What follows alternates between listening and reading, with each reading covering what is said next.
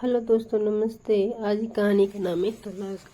नीरज जैसे ही सब्जी मंडी पहुंचा, सामने बैठी औरत को देखकर हैरान रह गया, क्योंकि सामने उसके तलाकशुदा पत्नी जमीन पर बैठकर सब्जी बेच रही थी। जिसे देखकर नीरज के चेहरे पर हल्की सी मुस्कान आ गई। वह मन ही मन खुश होते हुए सोचने लगा, कहती थी कि तुमसे 100 गुना अच्छा पति मिल जाएगा, मगर इसे तो कोई हराम के खाने वाला मिल गया है, तभी तो अपनी पत्नी से सब्जी बिकवा रहा है। सोचते हुए नीरज ना चाहते हुए भी उधर चल पड़ा, जहां उसके तलाकशुदा पत्नी जया सब्जी बेच रही थी। उसके पास जाकर देखा कि जया सड़क के किनारे एक चादर बिछाकर उदास बैठी ग्राहकों का इंतजार कर रही है। सामने चादर पर थोड़ी सी सब्जी रखी हुई थी, जो हवा के तपेड़ खाकर पुरानी से लग रही थी। थोड़े से फल रखे हुए थे, जिनके ऊपर सूखा घास होने के कारण वे ढंग से दिखाई नहीं दे रहे थे। उन्हें देखते हुए अचानक नीरज अपने चेहरे पर रुमाल बांध लिया कि कहीं जया उसे पहचानने जाए। वैसे भी हो इन 10 सालों में बहुत बदल गया, थोड़ा मोटा और साफ हो गया। ऊपर से सूट वूट पहनने के कारण एकदम साहब जैसा लग रहा था।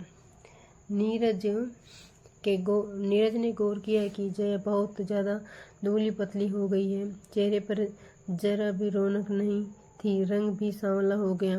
एक बार तो उसे लगा जया के सामने नहीं कोई और है, मगर उसके हाथ पर बने टैटू को देखकर उसे विश्वास हो गया कि जया ही है।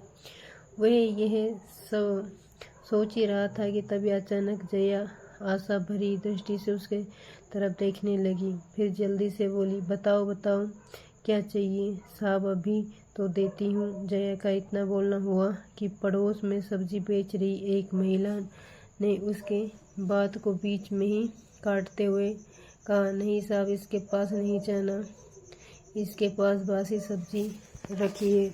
ताज़ा सब्जी लेनी है तो इधर आ जाइए। मगर जया जबरदस्ती में बोली, बासी नहीं है साहब, बस धूप के कारण थोड़ी सी पुरानी लग रही है, वरना मैं आज सुबह ही खरीदी थी। जया के चेहरे पर बेबसी और मजबूरी के भाव देखकर नीरज का दिल धड़क गया। आखिर जिंदगी के 5 साल उसके साथ गुजारे थे।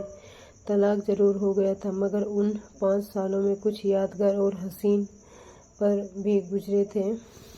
वे बिना बोले फलों के ऊपर से घास हटाकर देखने लगा तो फल बढ़िया किस्म के थे, मगर उनमें सिलवटें पड़ी हुई थी।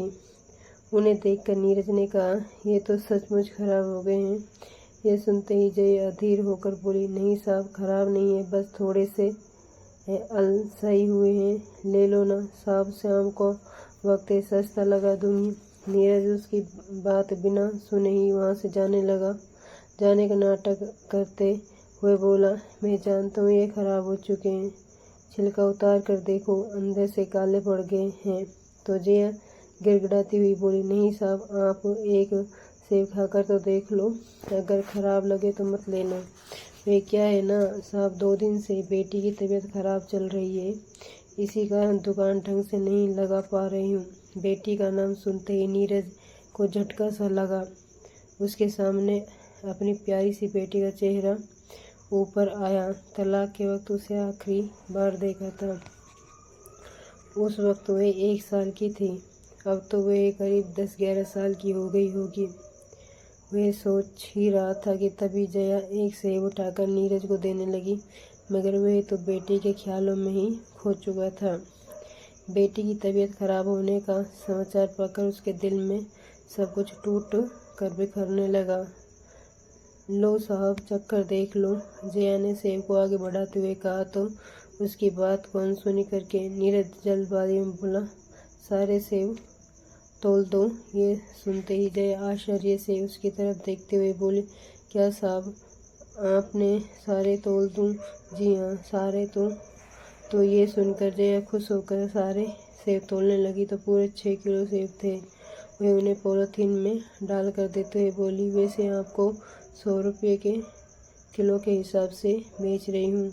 साहब हम अगर आप 6 किलो ले रहे हैं तो इसलिए आपको 90 के हिसाब से दे दूँ। कुल मिलाकर 540 रुपये होते हैं। साहब आप ऊपर के 40 भी रखने तो आप 500 ही दे दूँ। तो नीरज ने कहा तुम्हारी बेटी बीमार है इसलिए 100 रुपये किलो के भाव से पैसे ले लो। कहते हुए उसने एक 500 का नोट और उसके अंदर एक और 500 का नोट छुपा कर उसके हाथ में देकर वहाँ से चला गया। 500 के 2 नोट देकर जया के पीछे से पुकार रुको साहब, 100 रुपये किलो के हिसाब से जोड़ी तब भी 600 ही होते हैं। आपके 400 रुपये वापस ले जाओ। नीरज वहीं रुक गया मगर कुछ बोला नहीं। जया खड़ी होकर पास आई, फिर बोली भीख नहीं चाहिए साहब, भीख ना मांगनी पड़े इसलिए दुकान लगा कर बैठी हूँ। उसकी बात सुनकर नीरज से रहा नहीं गया और पूछ बेटा तुम्हारे पति कुछ नहीं करते क्या? तो जया वहाँ 400 रुपये उसके हाथ में रखते हुए बोली पति से 10 साल पहले तलाक हो गया था साहब। तभी नीरज ने दूसरी तरफ मुंह छुपाते हुए कहा तुम जैसे खुददार औरत के साथ तुम्हारे पति ने जरूर कुछ गलत किया होगा तभी रिश्ता टूट गया होगा। नहीं साहब, पति तो बहुत अच्छा था और जल्दी वहाँ से दूर अपनी गाड़ी के पास पहुँच गया। वहाँ जाकर उसने पीछे मुड़कर देखा तुम जया अपनी दुकान समेट रही थी। शायद उसकी आज की मजदूरी पूरी हो गई थी इसलिए वह अंधेरा होने से पहले ही घर जा रही थी।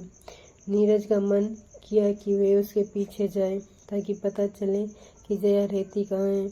उसका अपनी बेटी पीहू को देखने का बहुत मन कर रहा था इसलिए उसके दिल में एक खिंचाव का महसूस होने लगा। जया ने तलाक के बाद उससे शादी नहीं की, ये बात भी नीरज के दिमाग में खटक रही थी इसलिए जया का वहाँ से चलने का इंतजार करने लगा।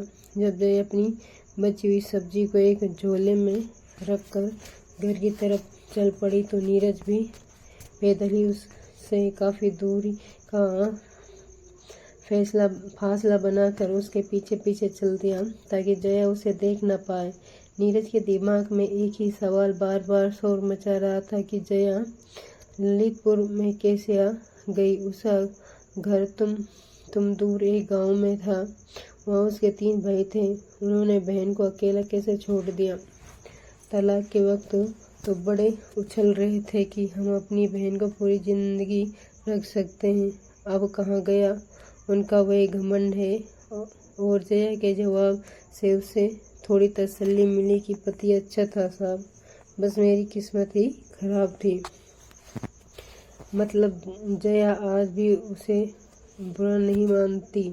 सोचते सोचते अचानक नीरज का दिल भर आया, आंखों से आंसू छलक आए।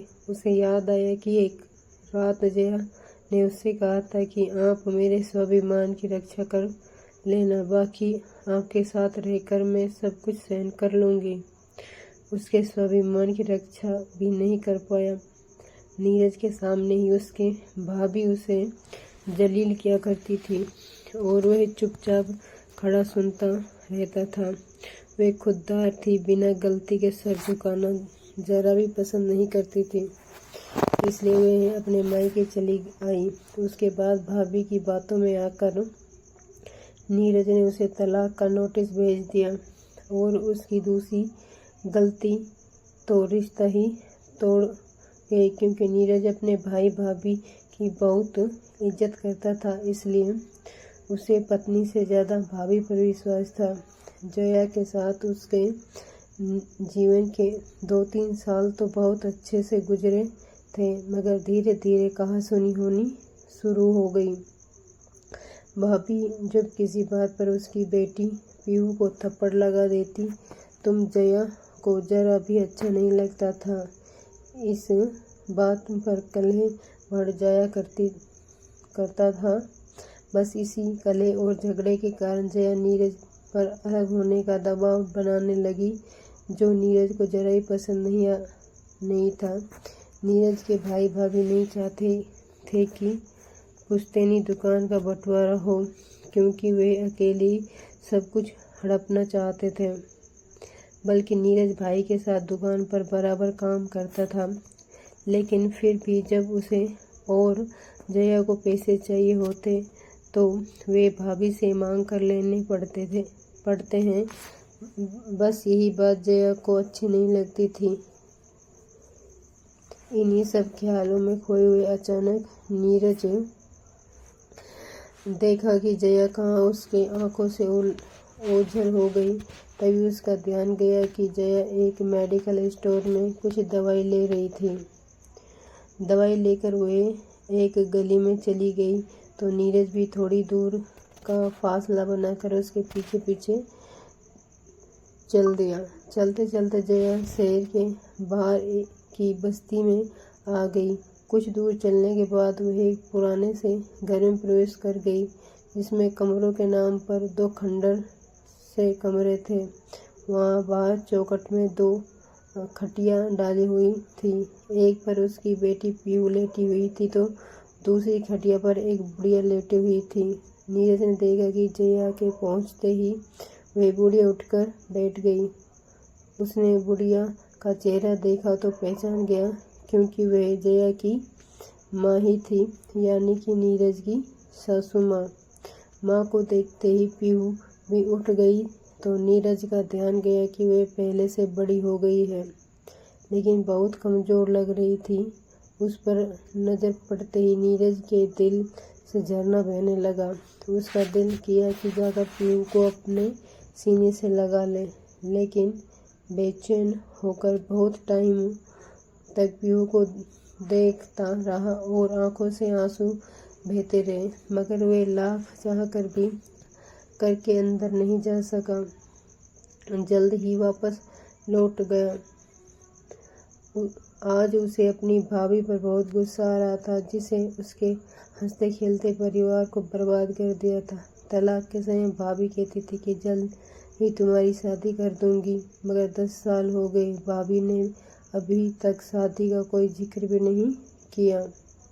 इस शहर में वह अकेला ही रहता था या उसके भाई नहीं एक दुकान और 2 बेडरूम का घर खरीद कर दे रखा था, ताकि धंधे को और आगे बढ़ाया जा सके। नीरज अकेले ही वे दुकान संभालता। घर ठीक दुकान के पीछे ही था। वे उस घर में अकेले ही रहता। भाई भाभी उसे आगे भी बिना शादी के रखना चाहते थे, ताकि वे हिस्सा ना मांग सके और जिंदगी भर उन्हें कमा कर देता रहे। इसलिए नीरज का बड़ा भाई हर हफ्ते दुकान पर आता और बचत के सारे पैसे लेकर चला जाता। मगर कहते हैं ना कि ऊपर वाले के घर में देर है अंधेर नहीं।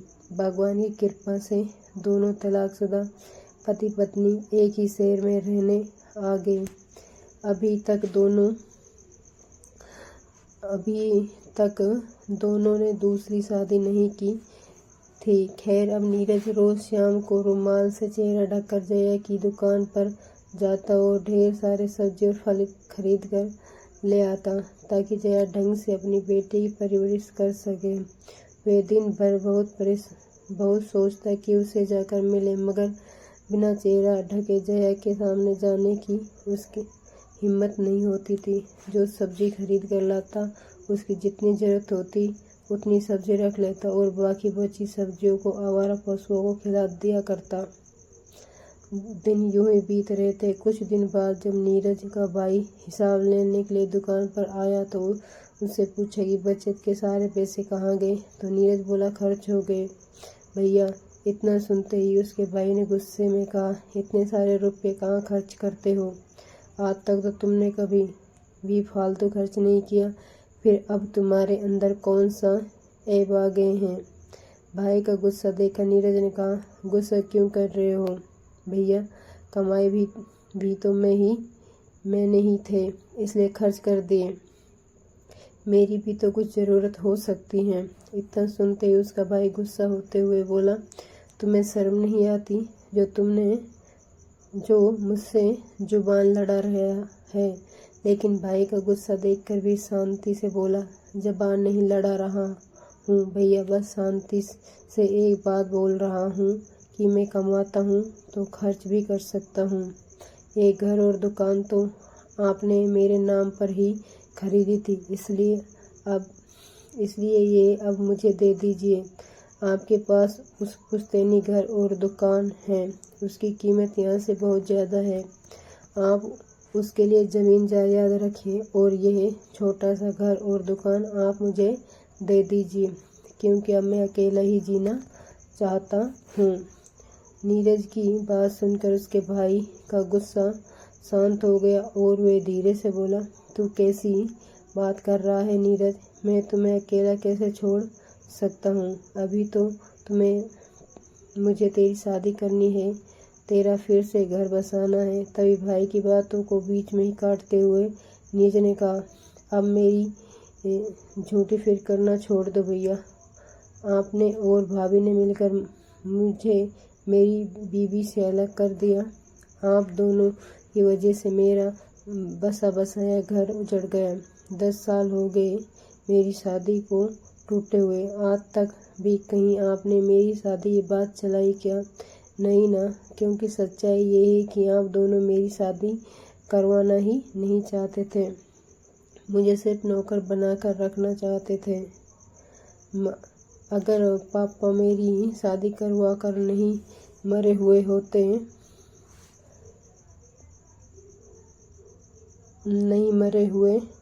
होते तो आप लोग मेरी दूसरी शादी पहली शादी ही नहीं होने देते, क्योंकि आप लोगों को तो फ्री में एक नौकर मिल गया था, साथ में मेरी प्रॉपर्टी भी मिल गई थी। लेकिन अब आप भी मेरी बात कान खोलकर सुन लो भैया। अब मैं खुद ही अपनी शादी कर लूँगा। आप दोनों भगवान के लिए अब मुझे मेरे हाल पर छोड़ दीजिए, और अगर कुछ और गलत करने के बारे में सोचा भी तो मैं गांव में आकर भी सारी प्रॉपर्टी में हिस्सा लूँगा। नीरज की बात सुनकर आज उसका बड़ा भाई समझ चुका था कि उसकी चालबाजी पकड़ी गई है। अब उसके और उसकी बीवी की यहाँ पर कोई दाल नहीं गलने वाली। आज झूठे रिश्ते का नकाब उतर चुका था। वही अपने भाई का हिस्सा मारकर अपने बेटों के लिए ज़्यादा प्रॉपर्टी छोड़कर जाना चाहता था, मगर अब उसका ये सपना चकनाचूर हो गया था। इसलिए अब नीरज गांव की ज़मीन जायदाद में अपना हिस्सा न मांग ले, ये सोचकर उसको भाई चुपचाप वहाँ से निकल गया। इधर नीरज भी भाई और भाभी के जंगल से निकल चुका था। आज उसे जया और अपनी बेटी पूनम की बहुत याद आ रही थी, इसलिए दोपहर के समय ही और जया की दुकान पर जा पहुंचा। उसने देखा कि आज जया ढंग के कपड़े पहनकर बैठी थी, मगर उसकी आंखों में चिंता और उदासी साफ झलक रही थी। उसके करीब जाते ही बोला, आपकी बेटी अब कैसी है? तो जया उसे घूरती हुई नज़रों से बोली, क्या वह आपकी बेटी नहीं है? यह सुनते ही अचानक नीरज चौंका। मुँह पर रुमाल बांधे होने के बाद भी जया ने उसे कैसे पहचान लिया? तभी जया उसकी आंखों में देखते हुए बोली, रोज़ बेटी का हाल चाल पूछने के लिए चले आते हो, मिल क्यों नहीं लेते? उससे क्या आपके भाई और भाभी ने मना किया है कि अपनी बेटी से ना मिलो? तो नीरज चेहरे से रुमाल हटाते हुए बड़ी आंखों से बोला, बहुत मन करता है बेटी से मिलने का, तू मिल तो लो न। मैंने कब मिलने से मना किया? रिश्ता तो मुझसे टूटा है, बेटी से थोड़ी ना टूटा है। तो नीरज बोला, वह तुमने मुझे पहचाना कैसे बात करती हो कि पत्नी रही हूँ आपकी, तो क्या आपको पहचान भी नहीं सकती? पहले दिन ध्यान से नहीं देख पाई थी, मगर दूसरे दिन आपको पहचान लिया था। जब आप पीयू के बारे में पूछते रहे तो आपकी आंखों में जो दर्द दिखता था वे एक पिता की आंखों में दिख सकता है।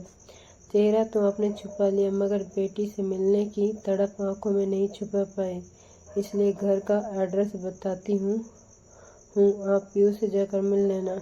मैं तो शाम को ही घर जा पाऊंगी। जया की बात सुनकर नीरज उसकी तरफ देखते हुए बोला, नहीं जया, तुम साथ में चलोगी तभी मैं उससे बात कर पाऊंगा, क्योंकि जब मुझसे दूर हुई थी तो वह बहुत छोटी थी, इसलिए अब मुझे नहीं पहचान पाएगी। ये सुनते ही जया की आंखों में आंसू भर आए।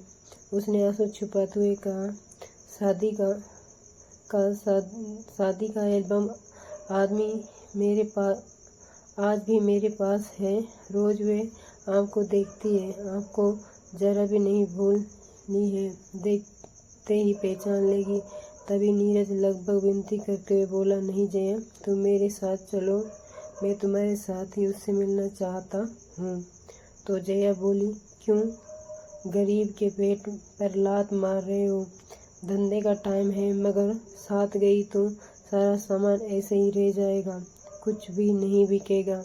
प्लीज जया, इस सारे सामान के पैसे मैं दे दूंगा, लेकिन तुम मेरे साथ चलो प्लीज। आज के बाद तुम्हें कभी परेशान करने नहीं आऊँगा। यह सुनकर जया को थोड़ा धक्का लगा। वे बोली, क्यों? आपकी दूसरी पत्नी यहाँ आने से मना करती है क्या? ये सुनकर नीरज उदास मन से बोला, मैंने दूसरी शादी ही कहाँ की है। ये बात सुनते ही न जाने क्यों जया के दिल को थोड़ी राहत मिली और उसके साथ जाने के लिए राजी हो गई। अपनी दुकान पड़ोस वाले को संभालने के लिए बोलकर उसके साथ गाड़ी में बैठकर गई और घर की ओर रवाना हो गई। रास्ते में जया ने पूछा कि आप इस शहर में क्या करते हो? नीरज ने उसे सारी बात बताते हुए कहा कि वे हमेशा के लिए इसी शहर में रहेगा। भाई भाभी से हमेशा के लिए रिश्ता तोड़ दिया है। उसने ये सुनकर जया सोचने लगी कि काश ये रिश्ता पहले टूट गया होता तो आज हम दोनों साथ होते। तभी नीरज ने पूछा, तुम यहाँ कैसे आ गई हो? तो वह उदास मन से बोली, भाई भाभीियों के ऊपर बोझ बन गई थी। शुरू में सब कुछ ठीक था, लेकिन बाद में सब में असलियत सामने आने लगी। शुरू में भाइयों के साथ अच्छा बैठा, लेकिन बाद में फिर वही भी भाभीियों के साथ हो गए। आपको तो पता है, कुत्तों की तरह फेंकी हुई रोटियां मैं नहीं खा सकती थी। जिस घर में मैं रहती हूँ वह घर मेरे मामा का है। अब वह इस शहर में नहीं रहते, कोलकाता में रहते हैं। घर की चाबी माँ के पास थी, इसलिए हम लोग यहाँ रहने आ गए। घर पुराना है, मगर हम लोगों को किराया नहीं देना पड़ता, इसलिए इधर ही रहते हैं। तो नीरज झिझकते हुए बोला, ये बात कहूँ जया, क्या आज भी तुम मेरी याद आती है? तो जया ने कोई जवाब नहीं दिया और दूसरी तरफ देखने लगी। नीरज सही से देख नहीं पाया कि जया की आंखों में आंसू बह रहे थे। वे बाहर देखते हुए बोली, अब किसी की याद नहीं आती। सुबह से शाम तक बस इसी बात की चिंता रहती है कि रोटी कैसे कमाएं, इसी में दिन निकल जाता है। जया का जवाब सुनकर नीरज मायूस हो गया और पूरे रास्ते चुप रहा। जया रास्ता बताती चली गई और वह उस पर चलता रहा। जया को जरा भी आभास होने नहीं दिया कि वे पीछा करते करते कभी इस रास्ते पर आया था। घर में घुसते ही नीरज का दिल अंदर ही अंदर तड़पने लगा, क्योंकि घर की हालत बहुत खराब थी। अंदर से घर टूटा हुआ था। जया आगे आगे चल रही थी और पीयू को आवाज़ लगाई, पीयू देखो, तुमसे मिलने कौन आया है। तो पीयू आकर उसे देखने लगी। जया की माँ भी बाहर आ चुकी थी। पीयू अपने पिता की तरफ देख रही थी, लेकिन पिता की तरफ न जाकर कि अपनी माँ से लिपट गई। डरो मत बेटा कि तुम्हारे पापा हैं। मुझे पता है माँ, ये मेरे पापा हैं, लेकिन उन्होंने आपको बहुत रुलाया है। नीरज को जिस बात का डर था वही हुआ, इसलिए वह अकेला नहीं आना चाहता था। जया को साथ में लाया था। तभी नीरज आगे बढ़ते हुए सास के पैर छूने लगा तो सास भी 2 कदम पीछे हट गई और बोली, दूर रहो मुझसे, हमारा तुम्हारा कोई रिश्ता नहीं है।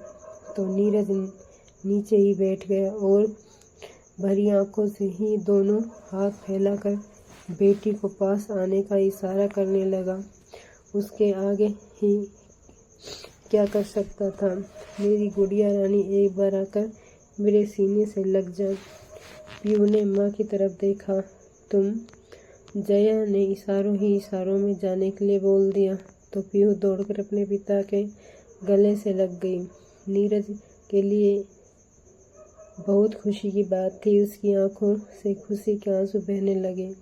वह रोते रोते बोला, माफ़ कर दे मेरी गुड़िया रानी, मैंने ज़िंदगी के फैसले खुद लेने में बहुत देर कर दी, वरना आज तुम और तुम्हारी माँ मेरे साथ होते। कहते हुए वह पीयू को अपने साथ गाड़ी के पास ले गया और गाड़ी के डिग्गी खोलकर बोला, देखो मैं तुम्हारे लिए क्या लेकर आया हूँ।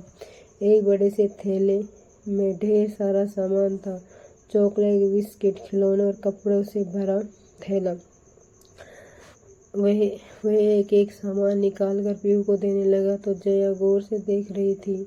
ये सोचकर उसका दिल जोर से धड़क रहा था निकलेगा, मगर पूरा थैला खाली हो गया। पर जया के लिए कुछ भी नहीं था।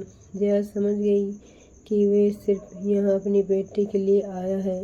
इतनी सारी चीज़ें पाकर पीयू भी आज बहुत खुश थी। तभी पीयू ने कहा, अब चलते हैं, मुझे दुकान पर ही जाना है। तो नीरज पीयू के सर पर हाथ फेरते हुए बोला, फिर आऊँगा बेटा, बोलकर नीरज गाड़ी में जाकर बैठ गया तो जया भी चुपचाप उसके बगल में बैठ गई। दोनों चुप थे। जया सोच रही थी कि इतना सब कुछ बिटिया के लिए लाए थे, उसी में से कुछ निकाल कर मेरा दिल रखने के लिए मुझे भी दे देते तो मुझे भी अच्छा लगता। तलाक हो जाने से क्या सब कुछ खत्म हो जाता है, वह सोच रही थी कि तभी नीरज ने गाड़ी चलाते हुए कहा, एक बात कहूँ जया, क्या अगर तुम्हारे लिए कोई चीज़ लाता है तो क्या वह तुम ले लेती? तो जया तिरछी नज़रों से उसे देखते हुए बोली, जब लाते तो देखते, अब जब कुछ ले ही नहीं आए तो फिर किस बात की चर्चा छोड़ो। ये सब तभी नीरज ने कहा, लाया हूँ, लेकिन तुम वादा करो कि तुम ले लोगी, मना नहीं करोगी। ये सुनकर जया का दिल जोर जोर से धड़कने लगा और सोचने लगा कि ऐसा क्या चीज़ है जो देते हुए इतना घबरा रहा है। वे अपने अंदर से बेचैनी को छुपाते हुए बोली, लाओ दे दो, अब इतने प्यार से लाए हो तो मना कैसे कर सकती हूँ। तो नीरज ने उसका गिफ्ट उसके हाथ पर रखते हुए कहा, मना मत करना जया, नहीं तो मेरा दिल टूट जाएगा। बड़ी उम्मीद के साथ लाया हूँ, मैं अपनी सारी गलतियों की तुमसे माफ़ी मांगता हूँ। मैं बहुत बड़ा मूर्ख था, इसलिए मुझे मेरे अपनों ने ही छल लिया और मेरी बेटी व पत्नी से ही दूर कर दिया। जब भी तुम्हें मेरी ज़रूरत थी मैं तुम्हारे साथ खड़ा नहीं था, लेकिन अब मैं वादा करता हूँ कि तुम्हारा हाथ कभी नहीं छोड़ूंगा। ये साथ मेरे मरने के बाद ही छूटेगा। अब हम फिर से एक नया संसार बनाएंगे जहाँ पीयू की अच्छी परवरिश और सासू माँ के बुढ़ापे का सहारा बनेंगे। तभी अचानक इस वाक्य से जया हैरान हो गई। वे कुछ बोल नहीं पा रही थी, बस एक टक उसे मंगलसूत्र की तरफ निहारे जा रही थी जो आज नीरज ने उसे गिफ्ट में दिया था। तभी नीरज ने कहा, प्लीज़ जया, मना मत करना, मैं तुम्हें ऐसी ज़िंदगी जीते हुए नहीं देख सकता। जब से मैंने तुम्हें इस हालत में देखा है तब से मैं रोज़ रोता हूँ। कहते हुए नीरज फूट फूट कर रोने लगा। तभी जया मंगलसूत्र को मुट्ठी में बंद करते हुए बोली, तलाक के कागज़ों का क्या होगा, फाड़ देंगे। नीरज रोते हुए बोला तो जया उस मंगलसूत्र देते हुए बोली, ये लीजिए, अपने हाथों से पहना दीजिए। इतना सुनते ही नीरज खुश हो गया और मंगलसूत्र लेकर जया को पहनाते हुए बोला, जया, अब हम दुकान पर नहीं जाएंगे, अपने घर वापस चलेंगे। तो जया ने हामी भर दी। उसकी सहमति पाकर नीरज ने भी वापस गाड़ी जया के घर की तरफ घुमा दी। वहां जाकर पीयू और अम्मा जी को गाड़ी में बिठाया और अपने घर की तरफ रवाना हो गए। आखिर आज बिछड़ा हुआ परिवार एक हो गया। तो दोस्तों, आपको ये कहानी कैसी लगी? कमेंट में अपनी राय ज़रूर दें। कहानी अच्छी लगी हो तो वीडियो को लाइक शेयर और चैनल पर पहली बार आए हो तो चैनल को सब्सक्राइब करें। धन्यवाद दोस्तों।